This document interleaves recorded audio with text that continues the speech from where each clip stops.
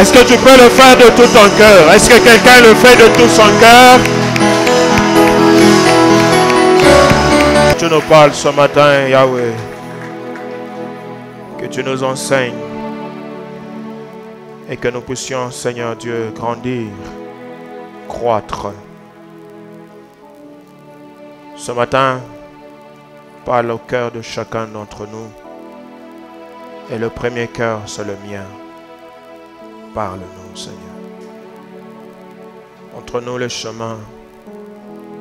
Et dans ces enseignements, Seigneur, ajoute quelque chose à la vie de chacun d'entre nous. Saint-Esprit, je te fais confiance ce matin et je m'abandonne à toi.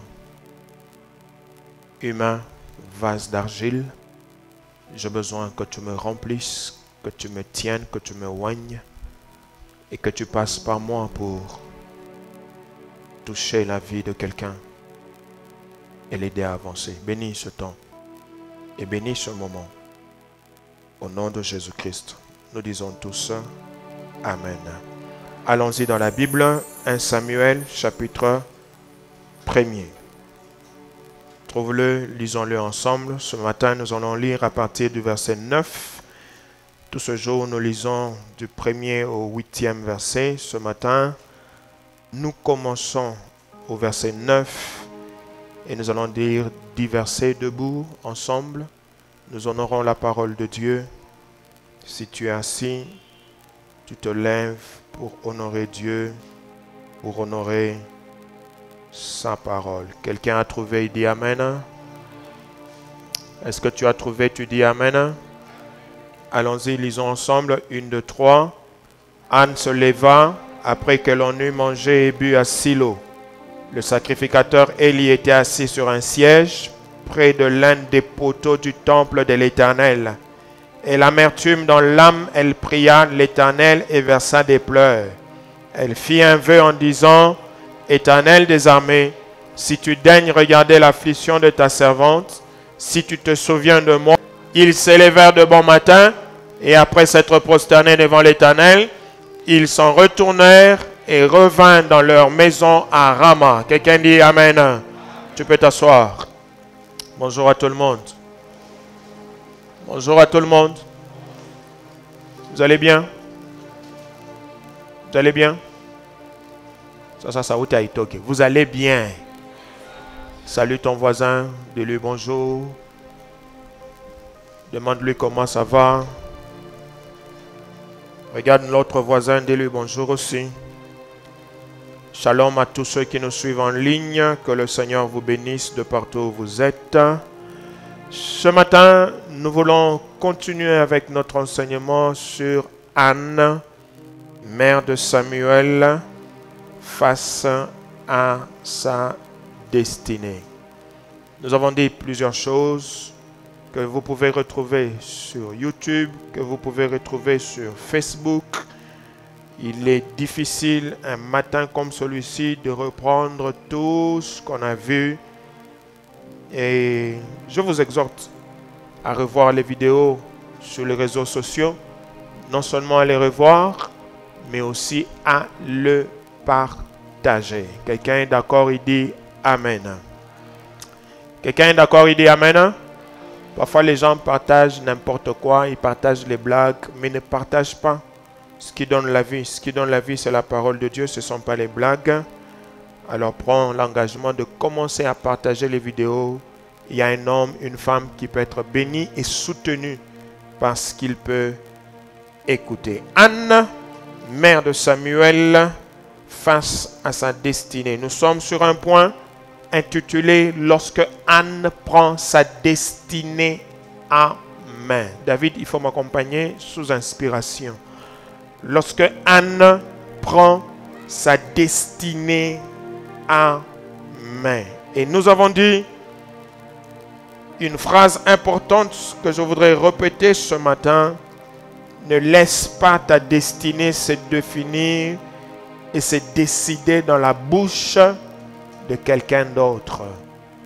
Ne laisse pas quelqu'un d'autre décider sur ta vie, sur ta destinée. Ne laisse pas la main de quelqu'un d'autre décider sur ta vie et sur ta destinée.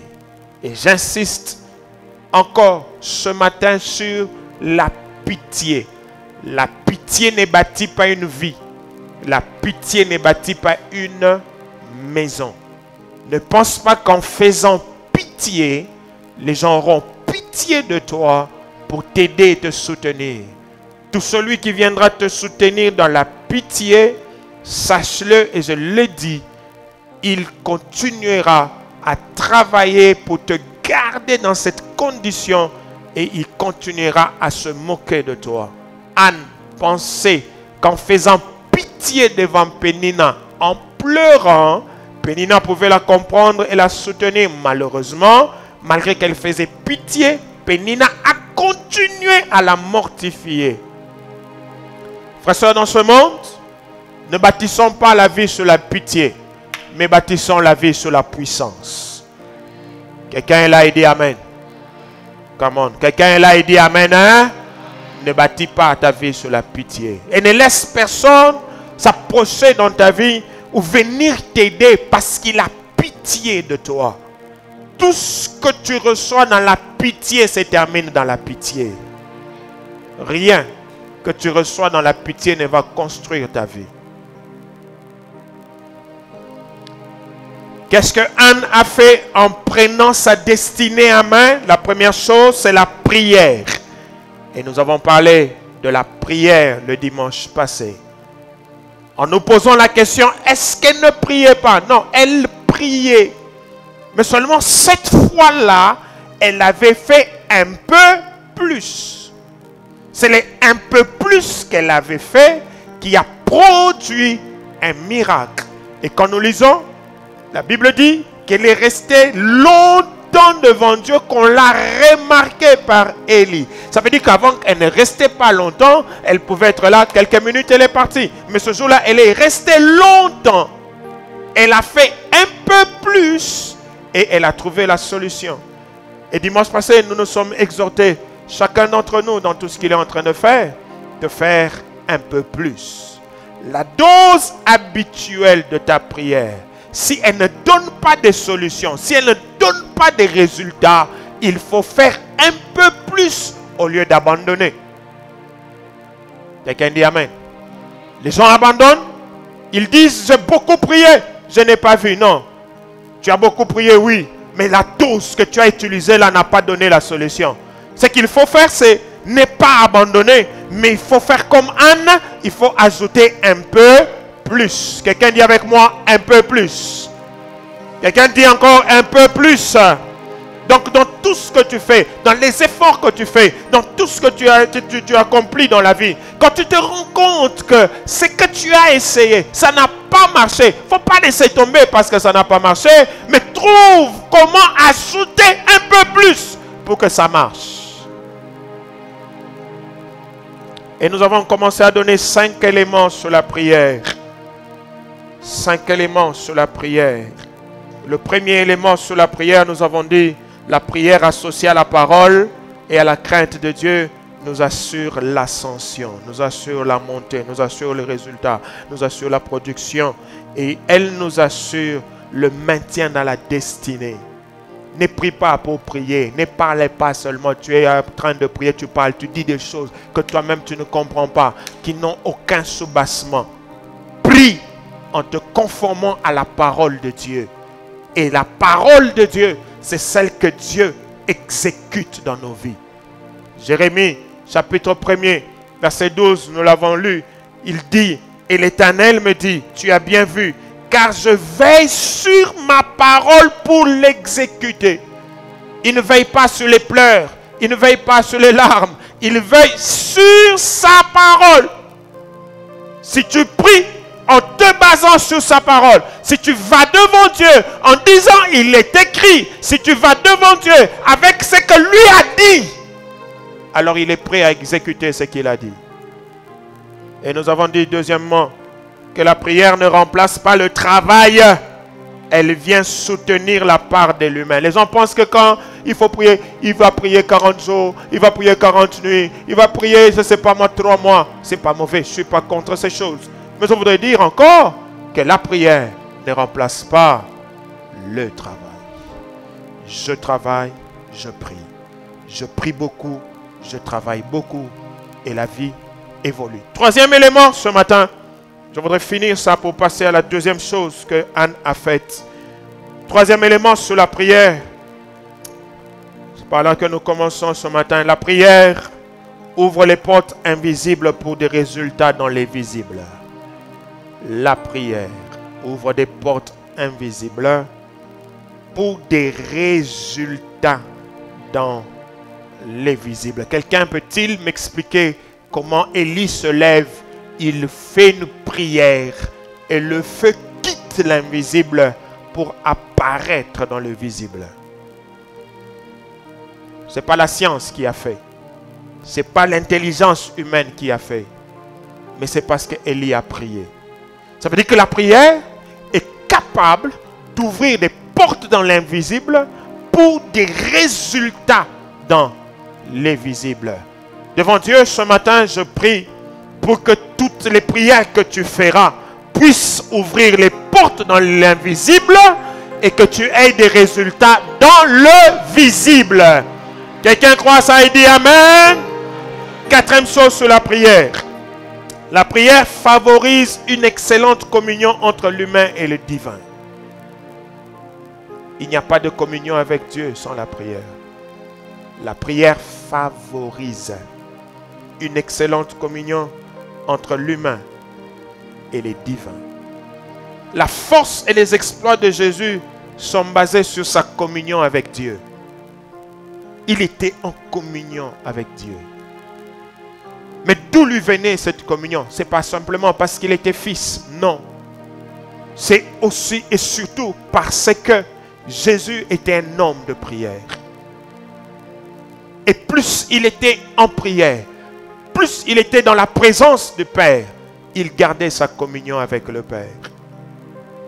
Frère, si tu ne pries pas, si tu n'aimes pas la prière, tu fragilises ta communion avec Dieu. Et si tu fragilises ta communion avec Dieu, tu ne sauras jamais savoir quelle est la volonté de Dieu. Qu'est-ce que Dieu attend de moi? Qu'est-ce que Dieu aime? Qu'est-ce que Dieu n'aime pas? Il y a des choses que Dieu nous dit de manière générale, mais aussi des choses que Dieu doit te dire de manière particulière. Mais pour avoir ces choses-là, de manière particulière, tu dois être un homme, tu dois être une femme de prière, tu dois travailler sur la communion avec Dieu. L'un des problèmes dans le 21e siècle, c'est que les gens viennent à l'église, ils aiment prier avec tout le monde, mais quand il est seul, il ne sait pas prier. Quand il est chez lui, il ne sait pas prier. Il est occupé, il travaille beaucoup. Quand il rentre à la maison, il est fatigué. Il dit, Seigneur, tu sais, tu comprends. Il dort. Il n'a pas le temps de prier seul. Mais si tu ne pries pas seul, si tu n'as pas le temps pour Dieu, ta communion avec lui est fragile. Jésus dit, mon Père agit, moi aussi j'agis. Ça veut dire qu'il voit son Père agir et puis lui aussi il agit. Pourquoi? C'est un homme de prière. Il est en communion avec le Père. Ce matin, il y a une des questions que je suis venu te poser. Comment se porte ta communion avec Dieu? Comment elle se porte? Les humains travaillent beaucoup pour être en communion les uns avec les autres. Mon ami intime, mon épouse, mon mari et tout ça. Nous travaillons pour être en communion. Nous voulons qu'il y ait la paix entre nous, qu'il n'y ait pas de problème. Mais ils travaillent moins sur la communion entre eux et Dieu. Comment se porte ta communion avec Dieu? Frère, je voudrais te rassurer ce matin. Si ta communion avec Dieu est bonne, quel que soit ce que les hommes peuvent faire autour de toi, tu réussiras. Oui, tu réussiras. Jésus a eu des oppositions.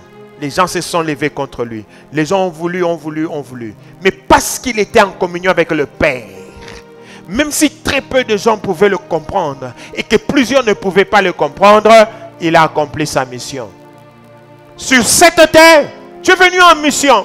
Et pour que tu accomplisses ta mission, tu dois être en communion avec Dieu.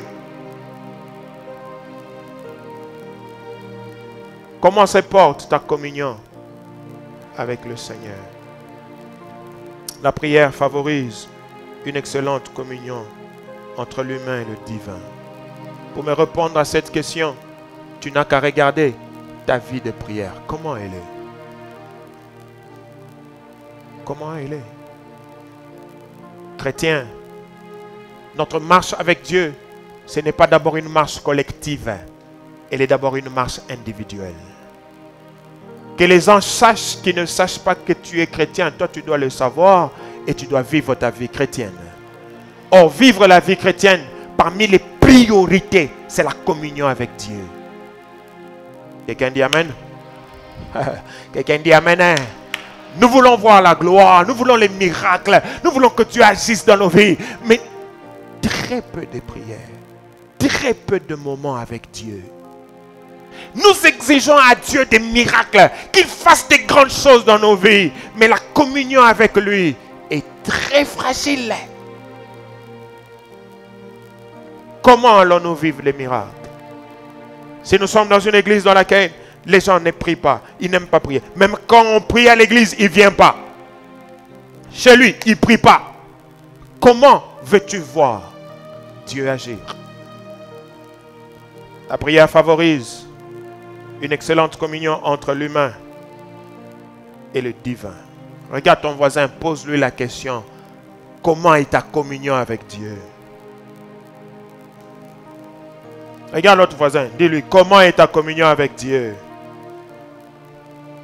Frère, soeur, quand on parle de prier, la prière, ce n'est pas une exigence. On vient devant Dieu, on lui exige de faire des choses. Non. Non.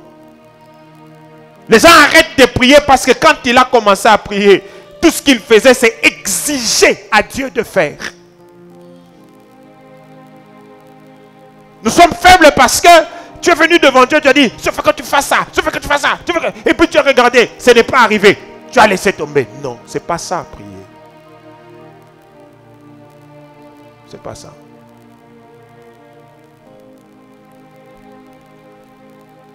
Tu dois savoir que la prière te permet de passer du temps avec Dieu, de communier avec lui.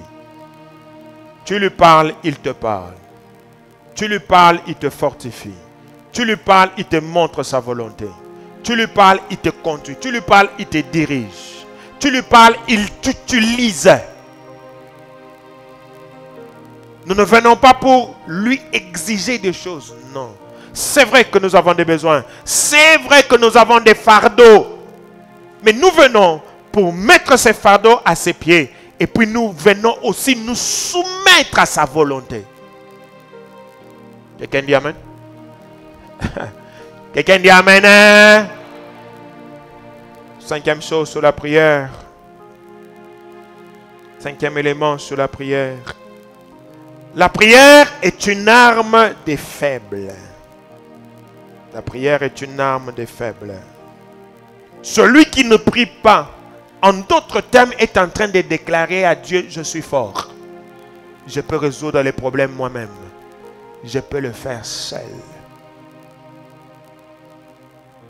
Celui qui est fort, il pense avoir toutes les cartes à main. Il a un travail, il est intelligent, il est compétent, il a le respect de ses chefs et de ses subalternes. Il pense avoir toutes les cartes à main pour bien faire son travail. Il ne prie pas. Il compte sur son intelligence. Il compte sur ses relations. Il compte sur ses connexions. Mais on voudrait te dire ceci, frère, soeur. Même quand tu penseras avoir toutes les cartes à main, il y a un seul qui est le maître des temps et des circonstances. Un seul. Oh, je voudrais t'exhorter à prier. Même quand tu auras toutes les cartes à main, Viens te mettre à genoux devant celui qui gère les temps et devant celui qui gère les circonstances. Quelqu'un dit Amen. Come on. Quelqu'un dit Amen. Hein? Parce que frère, tu peux avoir les cartes, mais tu n'as pas la carte du temps. Tu peux avoir les cartes, tu n'as pas la carte des circonstances.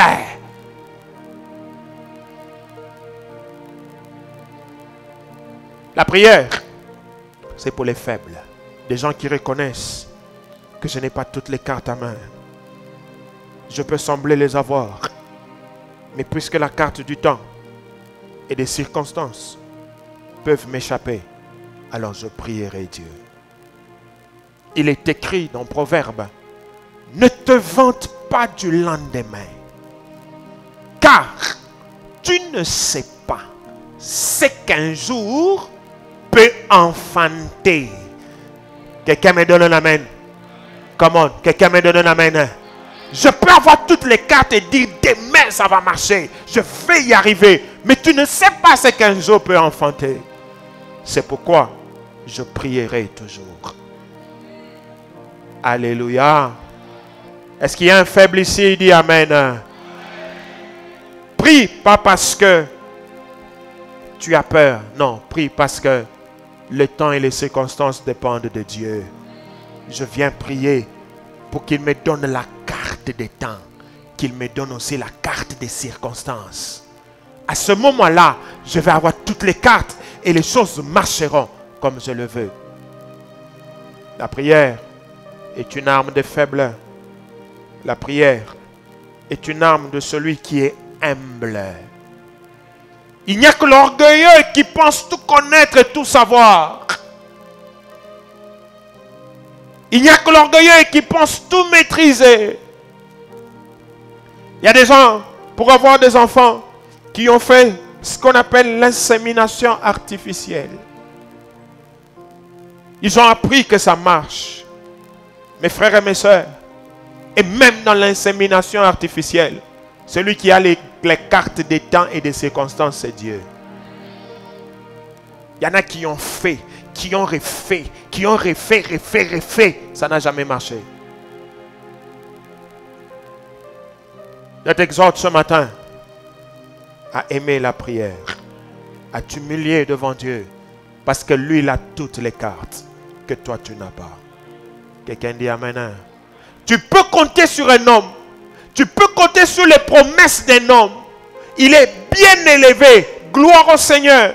Mais sache que cet homme sur qui tu comptes, ce parapluie sur qui tu te caches, ce parapluie-là n'a pas la carte des temps, il n'a pas la carte des circonstances. Tout peut arriver. Tout peut arriver. Anne l'a bien comprise. Elle a arrêté de regarder à son mari. Elle a arrêté de regarder aux mortifications de Pénina. Elle a décidé de prier. Elle a décidé d'avancer un peu plus dans la prière.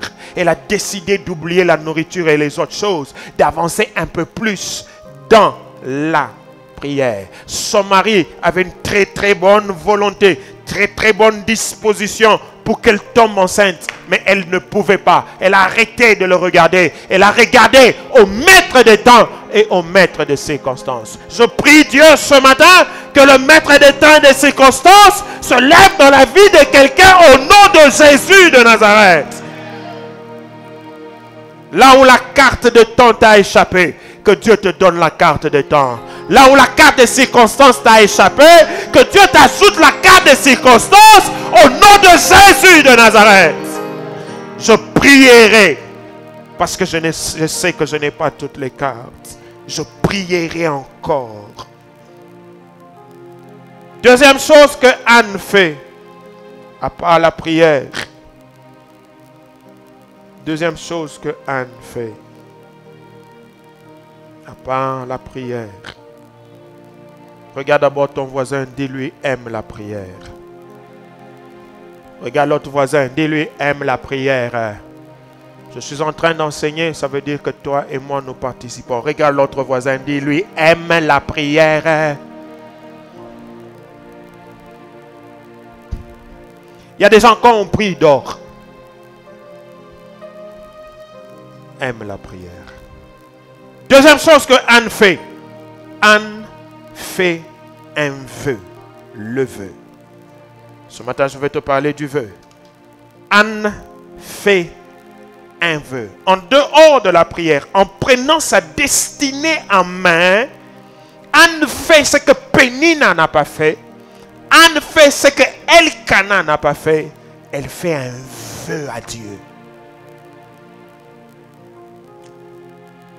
Elle ajoute à sa prière un vœu. Quand on parle de vœu, ça veut dire quoi? Un vœu, c'est quoi? Par définition, un vœu est un engagement, un serment, une promesse qu'une personne fait à une autre personne ou à Dieu. Un vœu est un engagement, un serment, une promesse qu'une personne fait à une autre personne ou à Dieu. Béni soit le Seigneur pour ceux qui écrivent. Je reprends pour la troisième fois. Un vœu veut dire un engagement, un serment, une promesse qu'une personne fait à une autre personne ou à Dieu. Et Anne se lève pour faire une promesse à Dieu. Elle a prié, oui. Elle a fait un peu plus, oui. Mais à sa prière, elle ajoute un vœu. Elle ajoute un serment. Elle prend un engagement devant Dieu. Elle fait une promesse ferme à Dieu. Elle dit à Dieu, si tu me donnes un enfant mâle, je le consacrerai à toi. Le rasoir ne passera pas sur la tête. Elle fait un vœu à Dieu. Ce matin, je donne 6 choses, 6 éléments sur le vœu pour que nous puissions mieux le comprendre. 6 éléments sur le vœu. La première chose sur le vœu, il existe 2 formes de vœu. Un vœu simple ou un engagement simple. 2 sortes de vœux, 2 formes. Un vœu simple ou un engagement simple. Un vœu simple, c'est un engagement volontaire de se consacrer à Dieu ou de lui donner soit une personne, soit une chose, volontairement. J'appelle ça vœu simple, engagement simple. Volontairement, je décide de m'engager, je décide de donner quelque chose à Dieu. Volontairement. C'est un vœu, c'est une promesse, c'est un engagement. Mais il est simple. Et la plupart d'entre nous ici, nous avons fait des vœux simples à Dieu. Nous avons pris des engagements de donner à Dieu quelque chose. Et ce matin, je suis venu te dire, si tu as fait un vœu à Dieu pour lui donner quelque chose, accomplis ces vœux-là. Quelqu'un là, il dit Amen. Quelqu'un là, il dit Amen. Hein? Il y en a qui ont fait le vœu de servir Dieu. Seigneur, je te servirai. Mais depuis qu'il avait dit je te servirai, jusqu'à aujourd'hui, il continue à dire je te servirai. C'est toujours le futur.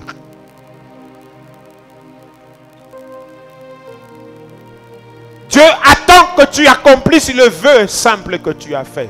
Volontairement. On ne t'a pas poussé, on ne t'a pas traqué. Tu as dit à Dieu, Seigneur, je ferai ça pour toi. David se levait un jour, il a regardé l'état dans lequel se trouvait l'arche de l'Éternel. Il s'est levé volontairement. Dieu ne lui a pas parlé. Lui-même, il s'est levé. Il a dit, je veux bâtir ta maison. Volontairement. Et lorsque Dieu a vu ça, Dieu a agréé la volonté de cet homme. Mais il lui a dit, ce n'est pas toi qui bâtiras, c'est ton fils. Mais puisque c'est monté dans son cœur, puisque le gars s'est engagé pour Dieu, Dieu a agréé cela. Ce matin, je voudrais poser la question à quelqu'un. Combien de fois tu t'engages volontairement pour Dieu? Combien de fois tu t'engages volontairement pour le Seigneur?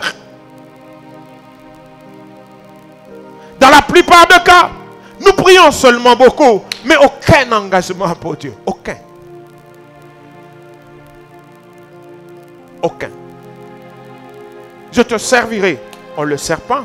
Soit on fait un engagement, on ne l'accomplit pas. Soit on ne fait même pas d'engagement. Combien de fois tu t'engages pour Dieu? Combien de fois? Dans la communion avec Dieu, Dieu attend aussi que nous puissions nous engager pour lui et volontairement. Il y en a qui disent, Dieu ne m'a pas parlé. Je n'ai pas eu de prophétie. Je n'ai pas eu de vision. Non, frère. Pour que tu t'engages pour Dieu, Dieu n'a pas besoin de tout te dire. C'est ta communion avec lui. C'est l'amour que tu as pour lui qui te pousse à t'engager pour lui.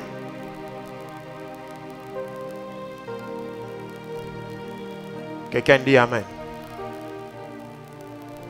Oh oh, quelqu'un est là ce matin, il dit Amen. Hein? Est-ce que tu peux t'engager pour Dieu volontairement? Quelqu'un peut avoir de l'argent. Il a l'argent. Mais dans son cœur, il ne sent rien à faire pour Dieu. Il attend qu'on pousse. Il attend qu'on parle. Il attend qu'on dise non, l'église a besoin. C'est alors qu'il se lève. Mais il a l'argent.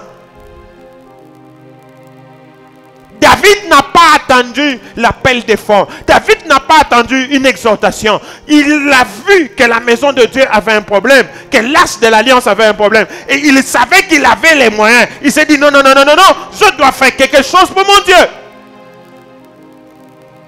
Chaque jour, tu vis avec des gens qui ne connaissent pas Dieu, des païens. Qu'est-ce que tu fais? Là aussi, faut-il que Dieu se lève en vision, en prophétie pour te dire agis? Non.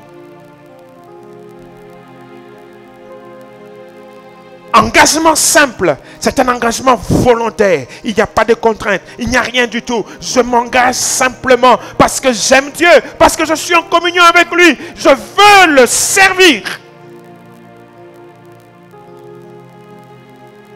Deuxième sorte de vœu.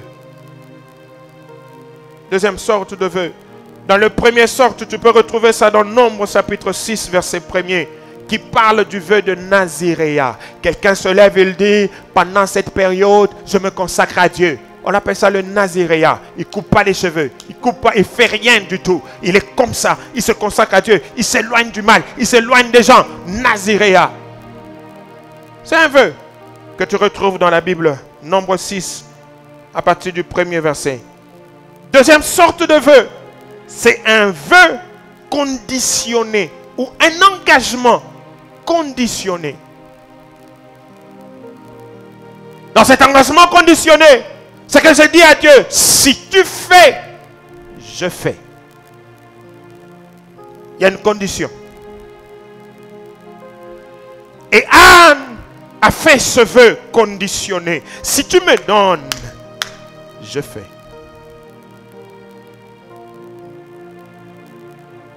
Bien-aimés frères et sœurs, il y en a ici qui ont déjà fait des vœux à Dieu, mais qui n'ont pas accompli. Ils ont dit à Dieu, si tu me donnes le mariage, je vais faire ça.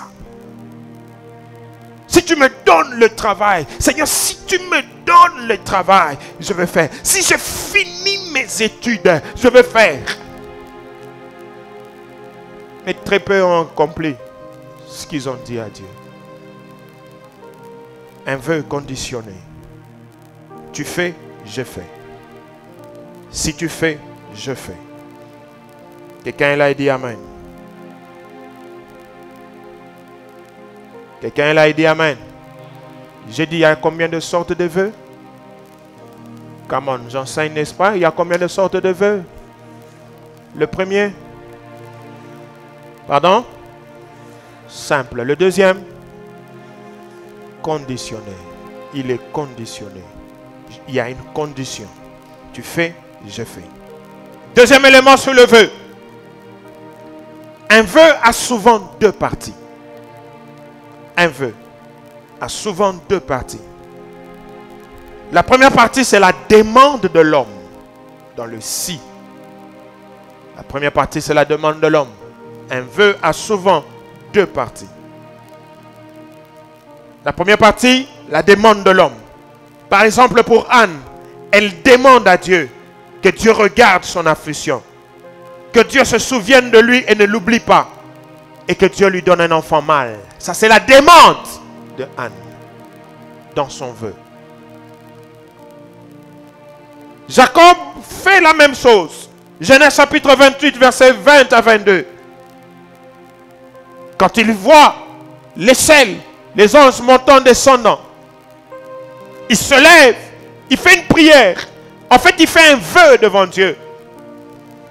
Et dans son vœu, il y a aussi une partie de la demande. Qu'est-ce que Jacob demande à Dieu? Il demande à Dieu la protection. Il demande à Dieu la provision. Il demande à Dieu le retour en paix dans la maison de son père. Parce qu'à ce moment-là, il était en train de fuir cette maison à cause de la colère de son frère Ésaü. Il demande à Dieu de le protéger, de le nourrir, de le vêtir et de le ramener en paix. C'est ça sa demande. Deuxième chose dans le vœu. Deuxième partie. La première partie, on a dit que c'est la demande de l'homme. La deuxième partie, c'est la promesse de l'homme. Ce n'est pas Dieu qui fait la promesse. C'est l'homme qui fait la promesse. Il fait une demande et de l'autre côté, il fait une promesse. Dans Genèse 28, 22, Jacob fait une promesse. Après avoir fait la demande, il fait une promesse. Il dit, première chose, l'Éternel sera mon Dieu. Si tu me protèges, si tu me nourris, tu me vêtis, si je reviens dans la maison de mon Père, tu seras mon Dieu. Ça, c'est une promesse. Beaucoup ici ont déjà dit à Dieu, si tu agis, je te craindrai. Tu seras le seul Dieu de ma vie.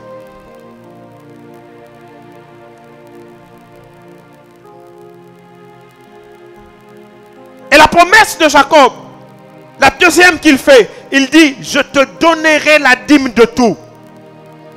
Si tu me soutiens, si tu marches avec moi, si je rentre dans la maison de mon Père en paix, je te donnerai la dîme de tout. Il y en a qui ont dit au Seigneur, si tu me donnes l'argent, je donnerai la dîme. Dieu lui a donné l'argent. Il y en a qui ont dit à Dieu, si tu me donnes le travail, mon premier salaire je te donne. Quand il commence à travailler, le premier salaire sort, il regarde l'argent, il regarde les problèmes, il regarde au ciel, il dit tu comprends seulement.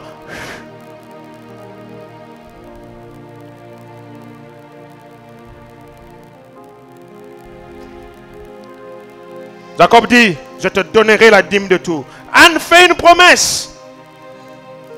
Il dit, mon fils, je le consacrerai à toi. Mon fils, le rasoir ne passera pas sur sa tête. Troisième élément sur le vœu. Un vœu amène toujours Dieu à intervenir en notre faveur. Un vœu amène toujours Dieu à intervenir en notre faveur. Psaume 61, 5, 6, mais plus le 6e verset. La Bible dit, car toi, ô Dieu, tu exauces mes vœux. Tu me donnes l'héritage de ceux qui craignent ton nom. Quand il y a un vœu, Dieu l'exauce. Dieu vient pour l'exaucer. Dieu vient pour faire ce que tu as dit. Parce que tu t'es engagé. Dieu aime des hommes et des femmes qui s'engagent. Et Anne a compris que dans sa situation, elle n'avait pas d'autre alternative. Il fallait un engagement pour pousser le ciel à bouger. Frère, soeur, peut-être que tu as tout essayé, ça n'a pas marché. Ce matin, le Seigneur t'appelle à faire des vœux pour que ça se décante. Anne a osé. Regarde-moi, frère. Une femme qui a fait longtemps sans enfant. La Bible ne dit pas combien d'années. Mais la Bible dit pendant ce temps-là, Pénina avait des filles, elle avait des fils. Ça veut dire que ça faisait quand même longtemps. Quelqu'un est d'accord avec moi et dit Amen? Come on. Quelqu'un est d'accord et dit Amen? Ça veut dire que ça faisait longtemps. Mais celle-là qui a attendu un enfant pendant longtemps, elle s'engage devant Dieu en disant, si tu me le donnes, moi, Anne, moi, je le prendrai, je te le retournerai. Ça veut dire, tout ce que je vais faire, c'est me réjouir de cet enfant pendant qu'il est dans mon sein. Dès qu'il vient au monde, je me réjouis encore. Quand il va être sévré, je m'en sépare, je te le donne. Quel engagement! Quel risque! Et c'est ça qui a bougé le trône. C'est ça qui a bougé Dieu pour qu'il vienne agir dans la vie de Anne. Un vœu amène Dieu à intervenir en notre faveur. Quelqu'un l'a dit amen. Je te donne l'exemple de Jephthé. Jephthé est en guerre. Il regarde la guerre. Jephthé se dit, ici, nous allons échouer. On va nous battre. Il regarde la qualité de son ennemi. Il regarde la qualité des armes de son ennemi. Il regarde le nombre de ses ennemis. Il se dit, ici, on va nous battre. Qu'est-ce que Jephthé fait? En dehors de la prière, en dehors de la confiance en Dieu, Jephthé fait un vœu. Il dit à Dieu, Seigneur, si nous remportons cette victoire, si tu me permets de battre mes ennemis, je te donnerai, je te consacrerai la première chose ou la première personne qui sortira m'accueillir lorsque je vais rentrer avec la victoire. Quel risque! Quel vœu!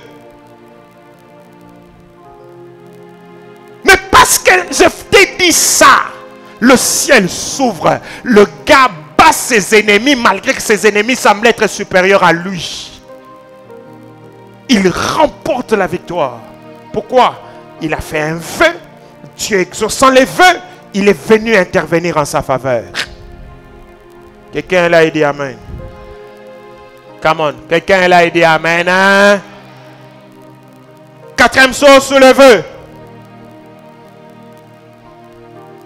Un vœu, quoiqu'étant volontaire, a un caractère irrévocable.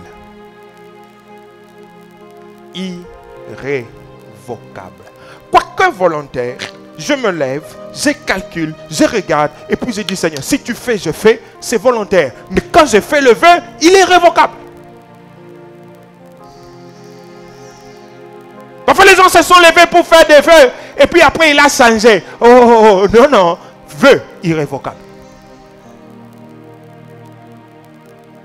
Lorsque Jephthé fait ses vœux à Dieu, Jephthé ne peut pas savoir quelle est la personne qui va sortir la première pour venir l'accueillir. Mais il a fait le vœu.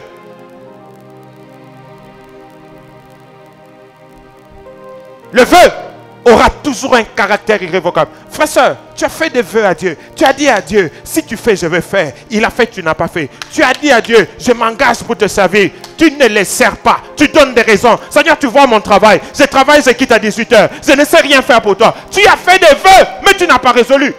Tu n'as pas accompli. Le vœu a un caractère irrévocable. Tu as fait des promesses à Dieu. Seigneur, je vais faire. Et puis tu n'as pas fait. Est-ce que tu sais que quand tu dis à Dieu, je veux jeûner, tu n'as pas jeûné, tu as mal fait? Il y a des gens ici. Je vais jeûner. Cette semaine, Seigneur, je vais jeûner 2 jours. Mercredi et jeudi. Quand mercredi arrive, il a mangé. Comme personne n'a écouté le vœu qu'il a fait, il pense qu'il est dédouané du vœu. Il a mangé mercredi, il a mangé jeudi. Et puis il dit à Dieu, tu comprends. Quelqu'un a dit à Dieu, cette semaine, je serai à l'église. Volontairement, il a dit, Seigneur, je serai là. Et puis la semaine est passée, il n'est pas venu. Il pense que Dieu n'a pas entendu. Un vœu est irrévocable. Quand je fais une promesse à Dieu, je ne change plus la promesse. Quelqu'un l'a dit amen.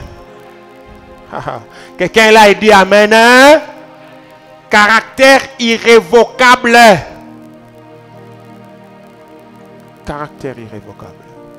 C'est comme ça qu'Anne fait le vœu. Lorsque Samuel arrive, Elle n'a pas d'autre choix. Elle doit le donner à Dieu parce qu'elle a fait un vœu. C'est irrévocable. Quand Anne est en train d'aller donner Samuel au temple, elle n'est pas enceinte. Il n'y a pas un autre enfant. Il n'y a pas. Elle pouvait aussi dire... En tout cas, non mais...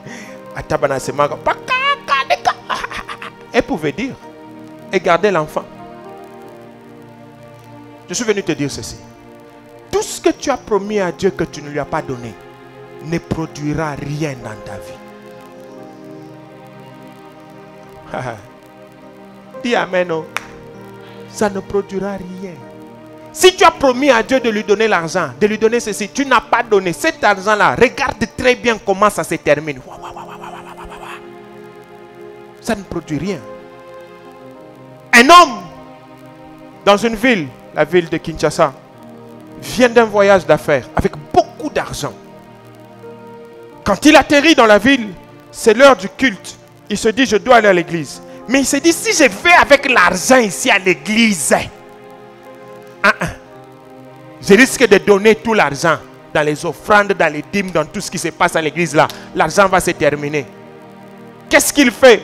Il dit, je passe d'abord par chez moi, je laisse tout l'argent, je prends un peu et puis je vais à l'église. Il pensait qu'en disant ça, il n'y avait pas de Dieu dans les cieux en train de regarder. Il a pris l'argent, il l'a caché chez lui. Il est sorti avec un peu d'argent en poche. Quand il est arrivé, offrande, dîmes, contribution, tout ça, il a pris le peu d'argent qu'il avait, il a mis. Frère, sœur, lui-même rend témoignage. Il dit, tout l'argent qu'il avait eu dans son affaire là, tout ce qu'il avait eu, il a commencé à finir cet argent-là sans avoir rien fait. Il s'est rendu seulement compte que l'argent est fini.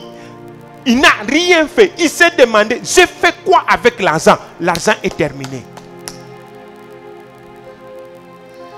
Quand tu promets à Dieu, réalise mon frère. Caractère irrévocable, réalise. Quatrième chose, cinquième chose. C'est 5, n'est-ce pas? Quelqu'un est là et dit Amen. Est-ce que tu es là ce matin et dis Amen? Est-ce que tu apprends quelque chose ce matin? C'est 5, n'est-ce pas? Cinquième chose. L'accomplissement d'un vœu est la seule chose à faire après avoir pris l'engagement. L'accomplissement d'un vœu. Puisque ça a un caractère irrévocable. L'accomplissement d'un vœu est la seule chose à faire après avoir pris l'engagement. Après avoir pris l'engagement, il faut faire. Je m'engage à donner l'argent à l'église. Je m'engage à donner ceci à l'église. Quand tu as pris, tu as fait un vœu. La seule chose à faire, c'est l'accomplissement à la promesse. Il sait qu'il ne va même pas tenir. Un engagement sacré, on ne joue pas avec ça. Surtout devant Dieu. Puisqu'un vœu est comme une prière. Puisqu'un vœu attire Dieu avant que je ne le fasse.